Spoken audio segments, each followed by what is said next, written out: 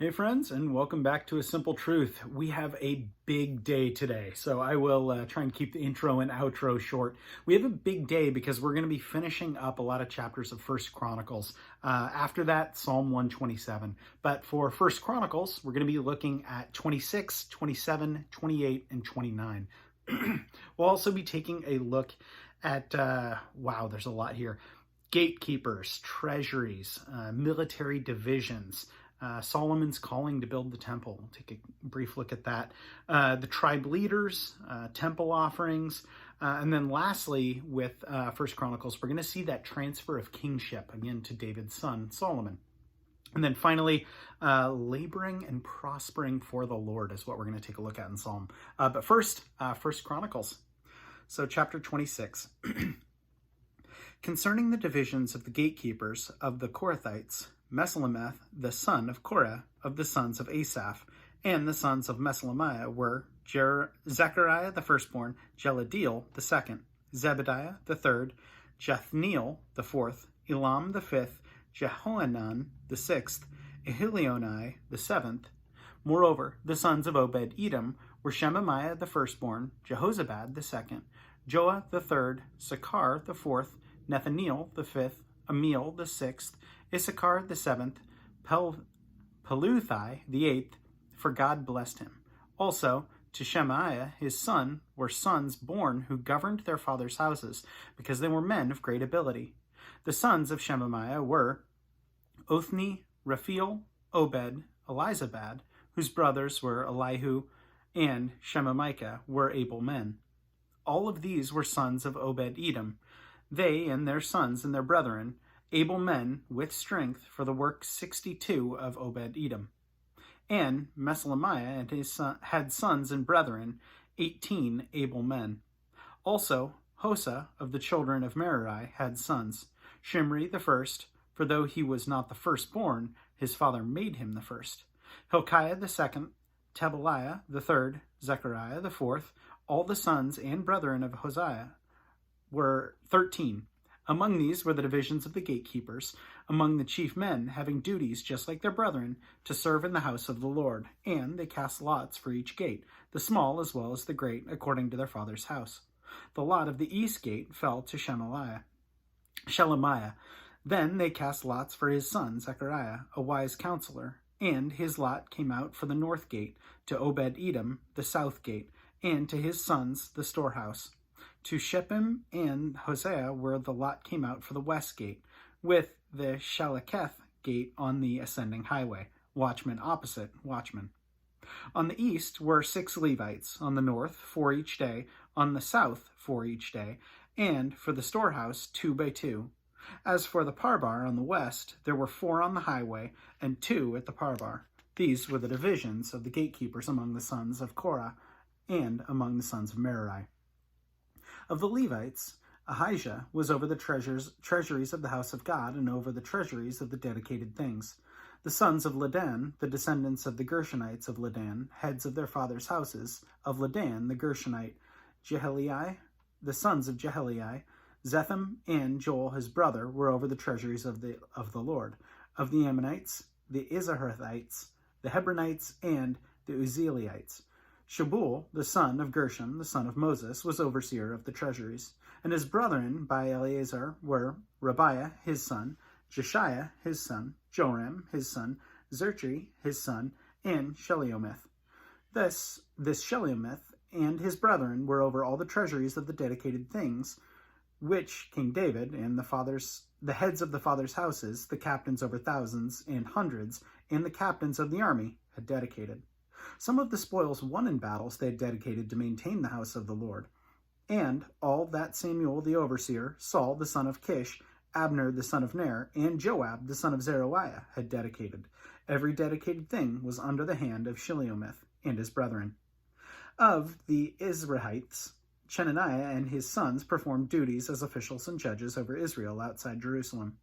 Of the Hebronites, Hashbiah and his brethren, 1,700 able men, had the oversight of Israel on the west side of the Jordan for all the business of the Lord, and in the service of the king. Among the Hebronites, Jeriah was the head of the Hebronites according to his genealogy of his fathers. In the 14th year of the reign of David, they were sought, and they were found among them capable men at Jazer of Gilead. And his brethren were 2,700 able men, heads of fathers' houses, whom King David had made officials over the Reubenites, the Gadites, and the half-tribe of Manasseh, for every matter pertaining to God in the affairs of the king. Chapter 27. And the children of Israel, according to their number, the heads of their fathers' houses, the captains of thousands and hundreds, and their officers, served the king in every matter of the military divisions. These divisions came in and went out month by month throughout all the month of the year, each division having 24,000. Over the first division, for the first month, was Jehoshabeam, the son of Zebdiel, and in his division were 24,000. He was of the children of Perez, and the chief of all the captains of the army for the first month. Over the division of the second month was Dodai, an Ahiliohite, and the division of Mikloth also was the leader. In his division were 24,000. The captain of the army for the third month was Benaniah, the son of Jehoiada, the priest, who was chief. In his division were 24,000. This was Benaniah, who was mighty among the 30, and was over the 30. In his division was Ammizabad, his son.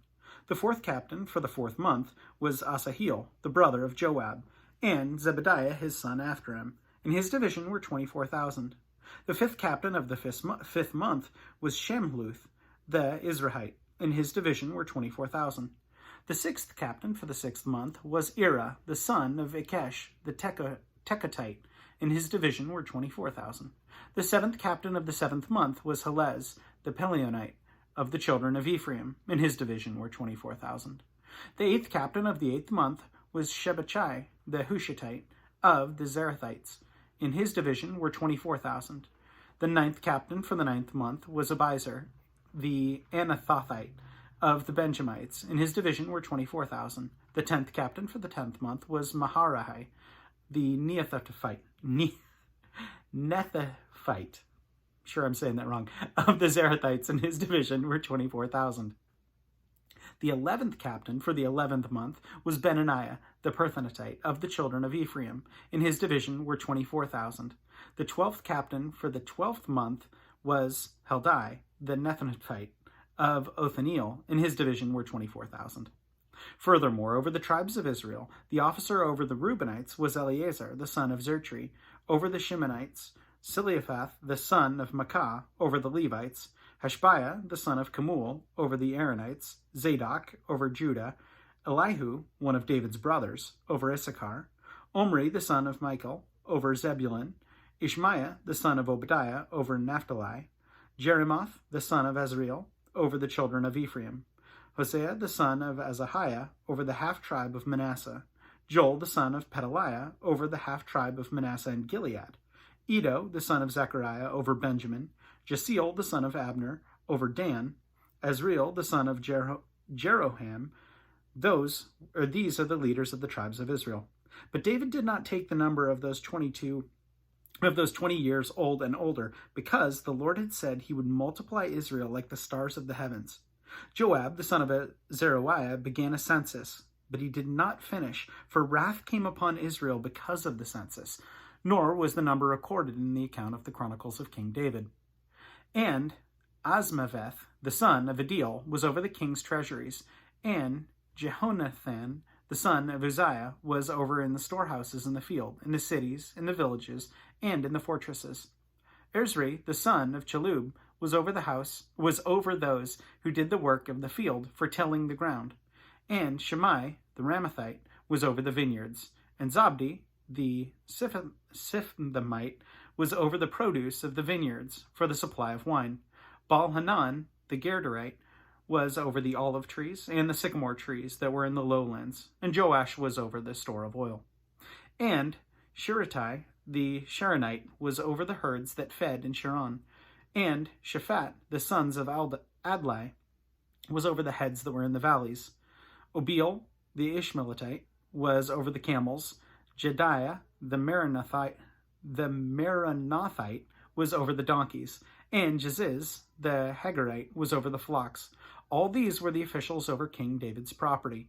And Jehonathan, David's uncle, was a counselor, a wise man and a scribe. And Jethiel, the son of Hachmoni, was with the king's sons. Ahithophel was the king's counselor, and Hushai, the Archite, was the king's companion. After Ahithophel was Jehoiada, the son of Benaniah, then Abiathar, and the general of the king's army was Joab. Chapter 28. Now David assembled at Jerusalem all the leaders of Israel, the officers of the tribes, and the captains of the divisions who served the king, the captains over thousands, and captains over hundreds, and the stewards over all the substance and possessions of the king and of his sons, with the officials, the valiant men, and all the mighty men of valor.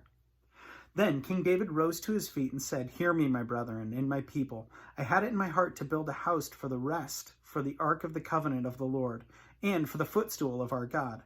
But he had made preparations to build it. But God said to me, You shall not build a house for my name, because you have been a man of war and have shed blood.